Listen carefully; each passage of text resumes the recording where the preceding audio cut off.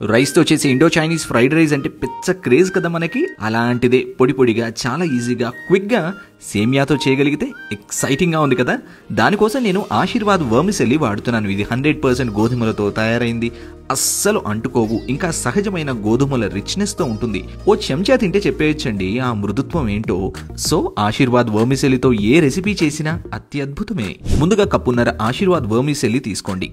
మరిగే నీళ్లలో ఉప్పు నూనె వేసి తెరలకాగనివ్వండి నీళ్ళని. తెరులుతున్నటువంటి నూనెలో ఆశీర్వాద్ వర్మిసెల్లి వేసి హై ఫ్లేమ్ మీద 80% మాత్రమే ఉడికిస్తే చాలండి.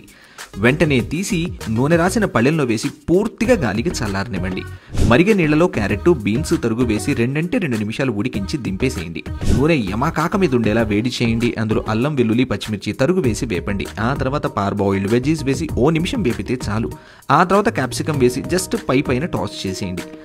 ఆ తర్వాత పాబాయిల్డ్ ఆశీర్వాద్ వర్మిసెల్లి ఇంకా డిస్క్రిప్షన్ బాక్స్లో ఉన్నటువంటి ఈ స్పైసెస్ అన్నీ వేసి హై ఫ్లేమ్ మీద ధన టాస్ చేసి దింపబోయే ముందు స్ప్రింగ్ ఆనియన్స్ తరుగు చల్లి దింపేసి హాట్గా సర్వ్ చేయండి.